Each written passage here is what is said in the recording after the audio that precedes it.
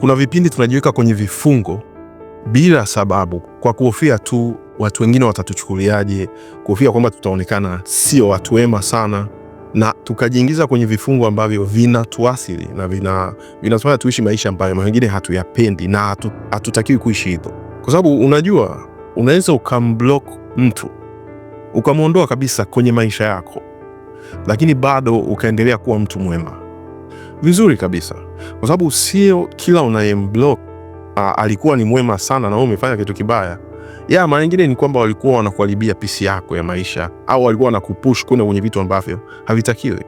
Unaweza ukamwondoa mtu kwenye maisha yako, ukafunga milango kabisa kwa mtu, hata kama ni mtu mpya, unaweza ukamfungia milango asiingie kwenye maisha yako na bado ukaendelea kuwa mtu mwema.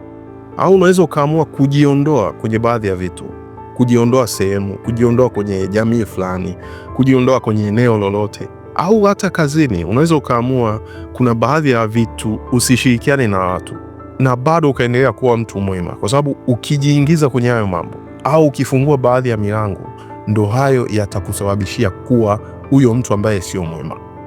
Wewe ndo unajijua zaidi, wewe ndo unajijua weakness zako nyingi ziko wapi, ndo unajua strength zako ziko wapi, na bado hakuna mtu atakaa kulinda mipaka ya maisha yako, ya uhuru wako, ya furaha yako zaidi yako wewe mwenyewe.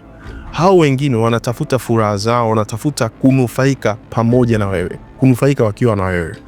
Kwa hiyo usipojua namna ya kulinda maslahi yako, amani yako, furaha yako, hakuna atakayefanyia. Kwa hiyo mara nyingine, sio mara zote, lakini mara nyingine ni vizuri kufanya hayo maamuzi magumu, kwamba huyu sitamfungulia milango, au huyu nitamfungia milango, au haya maeneo nitaondoka, au huyu mtu fulani imetosha kwenye maisha. Tumekaa wote muda mrefu, tumeishi pamoja, lakini sasa hivi tunatofautiana, ni muda wa kuachana tu kwa amani, ili niwe na furaha na amani yangu na yeye awe na furaha na amani yake. Kama ni hapo ni kulinda amani yako, kulinda furaha yako, kulinda kesho yako, ni vizuri ukaeleweka vibaya kwamba labda kuna kitu umekifanya sio sawa, ila nia ni njema na matokeo ni mazuri kwako, na inawezekana pia ni mazuri hata kwa huyo ambaye anakulaumu. Linda mipaka yako mwenyewe, kwa sababu kama nchi zinaingia kwenye vita kulinda, kupigania mipaka yake, itakuwaje wewe binadamu tu wa kawaida? Itakuwaje mimi na wewe? Ni jukumu letu tu, tusubirie nchi ije kulinda personal boundaries, tujilinde wenyewe.